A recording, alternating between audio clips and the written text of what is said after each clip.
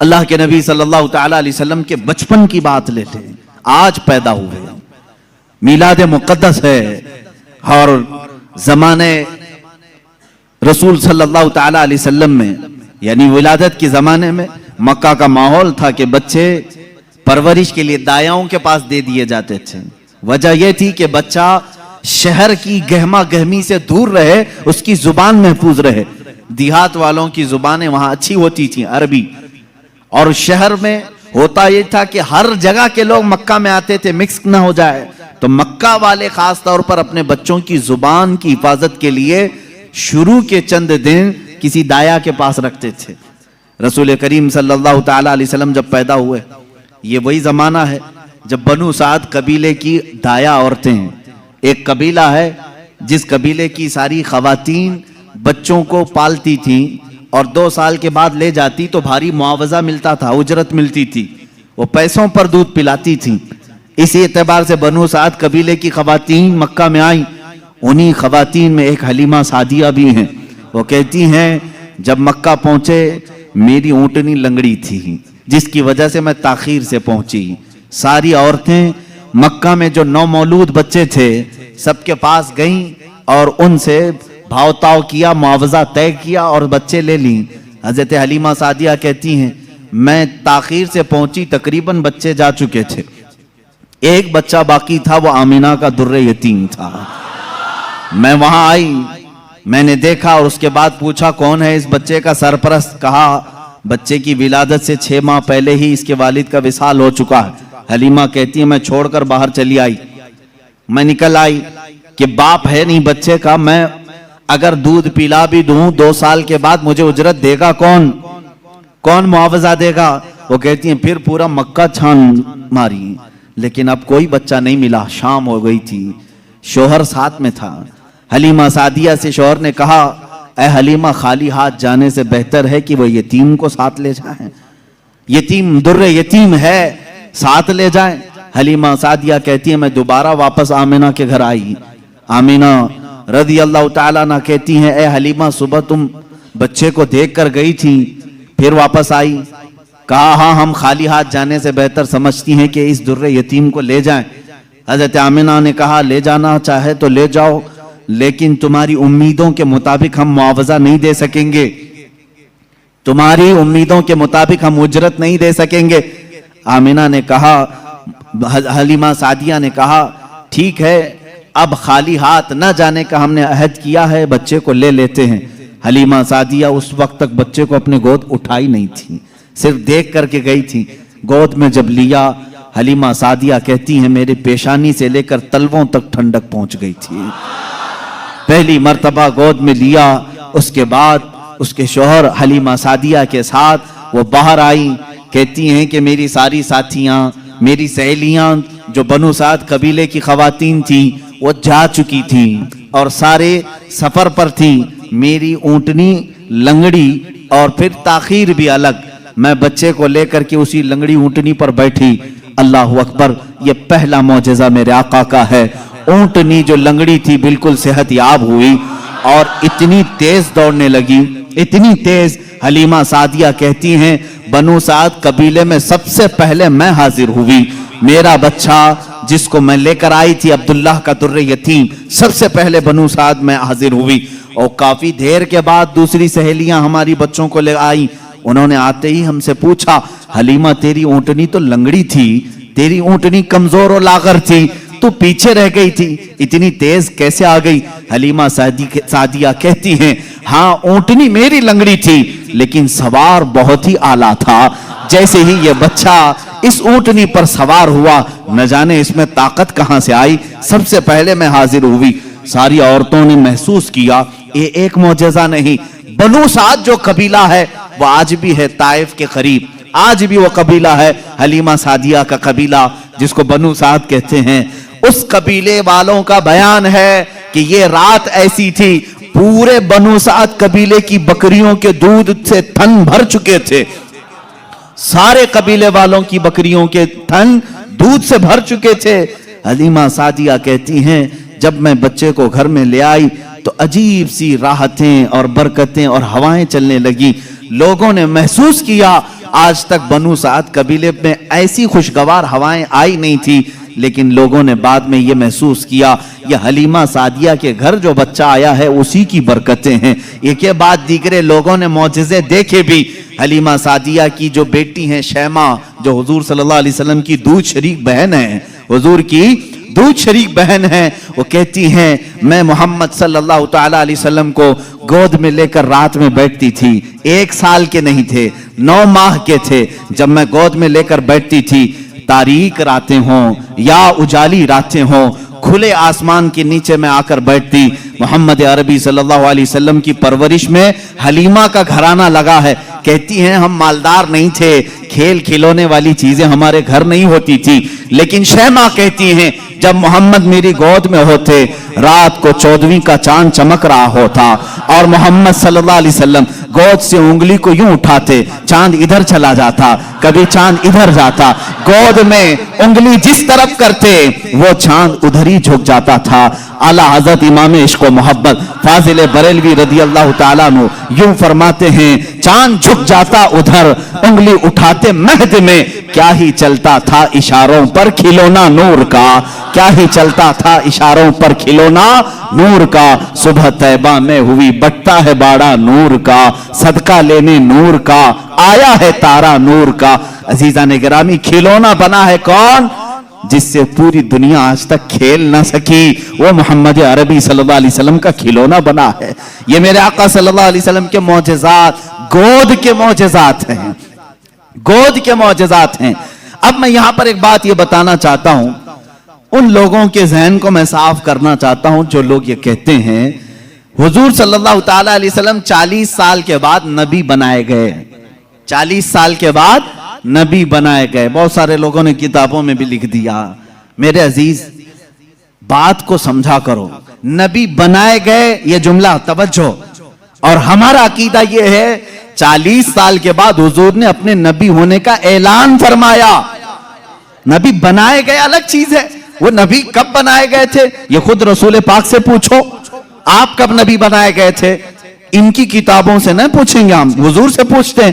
میرے آقا فرماتے ہیں کنت نبیا وآدم بین الماء والطین، میں تو اس وقت بھی نبی تھا جب آدم کو پانی اور مٹی میں گوندھا جا رہا تھا، آدم علیہ السلام کے خمیر کو گوندھا جا رہا تھا، اس وقت بھی میں نبی تھا، یہ اللہ کے حبیب صلی اللہ علیہ وسلم نے فرمایا۔ اور یہ لوگ کہتے ہیں 40 سال کے بعد نبی بنائے گئے۔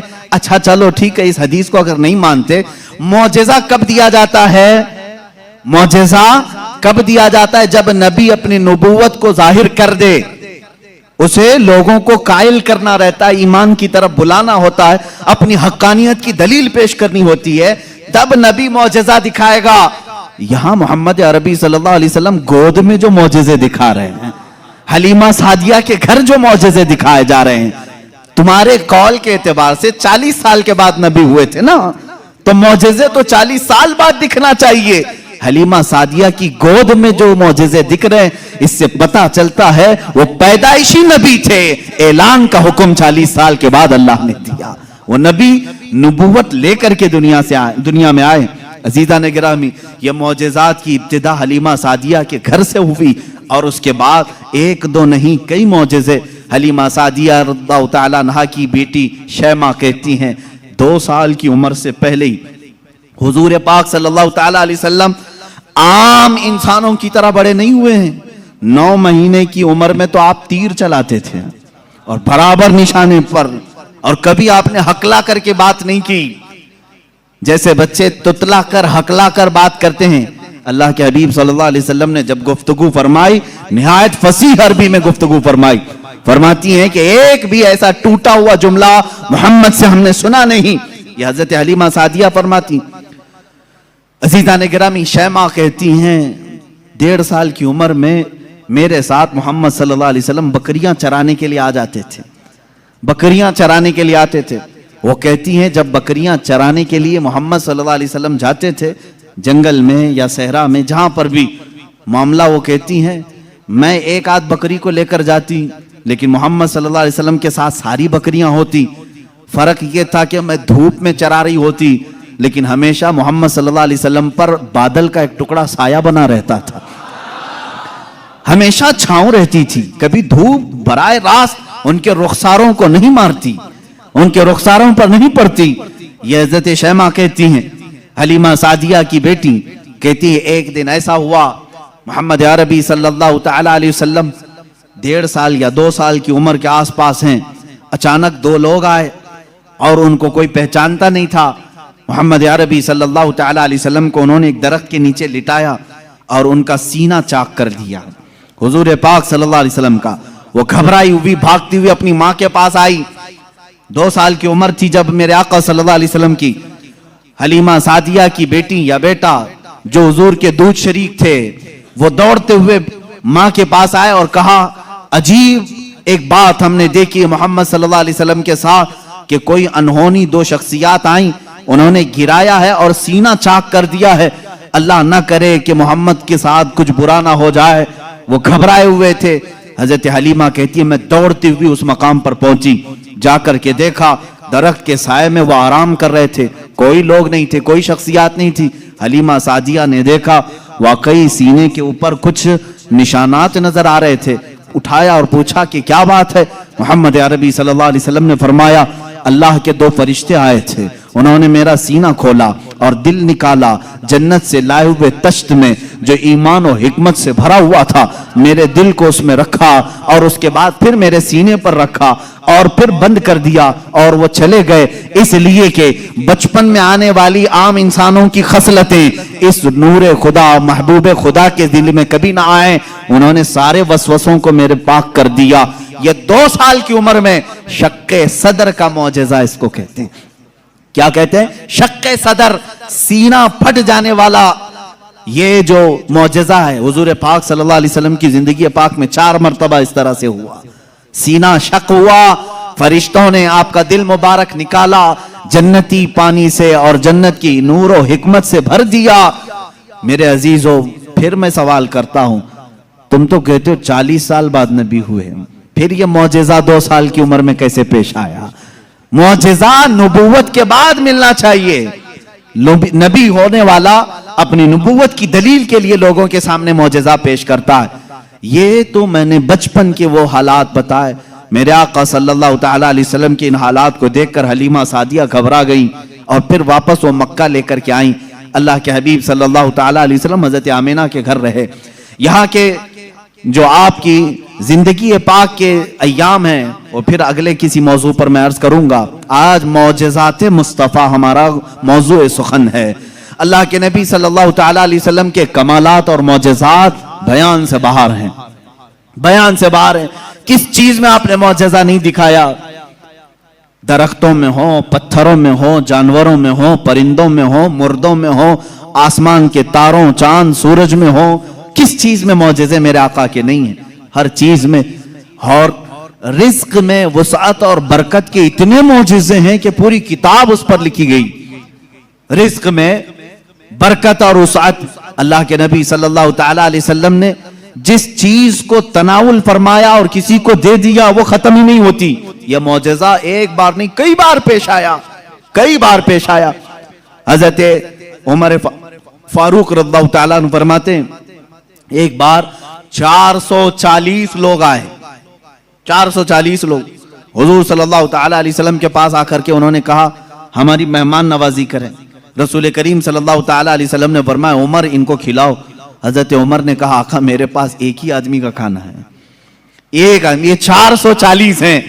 رسول کریم صلی اللہ تعالی علیہ وسلم نے ایک کھجور انہیں دی اور فرمایا جاؤ جتنا کھانا ہے اسی میں سے کھلاؤ. حضرت عمر کہتے ہیں میں لے گیا, 440 لوگ کھاتے رہے, میرا کھانا ختم ہی نہیں ہوا. وہ کھا کر چلے بھی گئے, میرا گھر پورا کھا لیا, پھر بھی کھانا باقی رہا. یہ رزق میں برکت اور وسعت کے ایک نہیں بے شمار معجزے ہیں میرے آقا کے. صلح حدیبیہ کے موقع پر مکہ مکرمہ جا رہے تھے عمرہ کی نیت سے. حضور اکرم صلی اللہ تعالی علیہ وسلم مکہ والوں نے بیچ راستے میں روک لیا تھا اور اس کے بعد ایک وقت ایسا آیا کہ لوگوں کے پاس پانی ختم ہو گیا, پانی نہیں تھا اور ایک کنواں قریب میں تھا وہ بھی سوکھ چکا تھا. وہ کنواں آج بھی مکہ میں موجود ہے, ہم نے اس کی زیارت کی ہے. آپ ان سعودیوں نے 4 سال پہلے شاید ایک کمپنی کو ٹھیکے میں دے دیا اور اس کمپنی کے انڈر اب وہ کنواں ہے, ابھی اسے ختم نہیں کیا گیا, تقریباً 14 صدیاں پرانا کنواں آج بھی موجود ہے. وہ سوکھا ہوا بالکل سوکھ چکا تھا. حضور پاک صلی اللہ تعالی علیہ وسلم نے کلی فرمائی اور کہا اس کنویں میں ڈال دو. صحابہ کہتے ہیں ہم نے اس کنویں میں پانی ڈال دیا, تھوڑا سا کلی کا پانی تھا, کنواں لبالب بھر گیا. پانی سے اتنا بھرا کہ جتنے لوگ تھے سبوں نے اس کنویں سے پانی پیا بھی, وضو بھی کیا, جسے غسل کی حاجت تھی غسل کیا, اپنے جانوروں کو بھی پلایا. ایک صحابی سے پوچھا گیا آپ لوگ کتنے تھے اس وقت؟ وہ کہتے ہم 1400 لوگ تھے, لیکن میرا یقین ہے کہ اگر 1 لاکھ ہوتے تو بھی پانی کم نہ پڑتا. اور اس کے بعد وہ کنواں کبھی سوکھا نہیں, آج بھی پانی اس میں موجود ہے. اور ایک کنواں بیر شفا جس کو کہتے ہیں, اس کے متعلق میں نے یہ سنا ہے کہ وہ نہایت ہی کھاری پانی, کڑوا پانی, جانور بھی نہیں پیتے تھے. اللہ کے نبی صلی اللہ تعالی علیہ وسلم بدر سے واپسی کے موقع پر اس میں اپنا لعاب پاک ڈالا, وہ پانی آج بھی میٹھا ہے, آج بھی میٹھا ہے. ان سعودیوں نے اس میں سیمنٹ بھر دیا, ڈامر ڈال دیا, تارکول ڈالا, کیمیکل ڈالا, ان کے اعتبار سے یہ شرک ہے. یہ سب سنی لوگ آتے ہیں تبرک سمجھ کر کے اس پانی کو نکالتے ہیں, اس کی کوئی اصل نہیں, اس کی کوئی سند نہیں, اس کا کوئی ثبوت نہیں. اور اس غصے میں انہوں نے کنویں میں ہر چیز ڈالی, لیکن پانی بھی بڑا ضدی ہے, ہر چیز کو نکل کر کے پھر باہر آتا ہے, ساری چیزیں ختم ہوتی ہیں. ابھی 6 مہینے پہلے کے سفر میں بھی پانی پی کر کے آئے, انہوں نے وہاں پہرے دار لگائے. آج بھی پتہ نہیں بغض کس بات کا ہے, بغض کس چیز کا ہے. تمہیں سینما تھیٹروں سے تکلیف نہیں ہوئی, بیر شفا سے اتنی تکلیف. تمہیں بیچ کھولنے میں شرم و حیا نہیں آئی. مصطفیٰ کریم صلی اللہ تعالی علیہ وسلم کے عشاق اور محبت کرنے والے اگر تاریخ کی کسی چیز کو دل و جان سے یقین کے ساتھ عمل کرتے ہیں اور انہیں شفا بھی ملتی ہے, تو ان کے پیٹ میں درد کیوں ہوتا ہے؟ حیرت کی بات ہے. عزیزان گرامی وقار, ایک بات, ایک فارمولہ تو مجھے سمجھ میں آتا ہے, ہر آدمی اپنے بڑوں کی روش پر چلتا ہے, ہر آدمی اپنے آقاؤں کو ضرور خوش کرتا ہے. الحمدللہ ہم ان تبرکات پر مر مٹتے ہیں, جان دیتے ہیں, اس لیے کہ ہمارے آقاؤں کا تبرک ہے, اور یہ ہر اس چیز کو مٹانے کی کوشش کرتے ہیں اس لیے کہ یہ بھی اپنے آقاؤں کی نسل میں سے ہیں. یہودی ہمیشہ چاہتے تھے کہ نام مصطفیٰ مٹا دیا جائے, ہمیشہ چاہتے تھے. تورات میں کھرچ کھرچ کر کے نام نکالے انہوں نے, لیکن اعلیٰ حضرت فاضل بریلوی رضی اللہ تعالیٰ عنہ نے یہ فرمایا, تو گھٹائے سے کسی کے نہ گھٹا ہے نہ گھٹے, جب بڑھائے تجھے اللہ تعالیٰ تیرا, مٹ گئے مٹتے ہیں مٹ جائیں گے آدھا تیرے, نہ مٹا ہے نہ مٹے گا کبھی چرچا تیرا. حضور پاک صلی اللہ تعالیٰ علیہ وسلم کی کوئی چیز تم تاریخ سے نہیں مٹا سکو گے.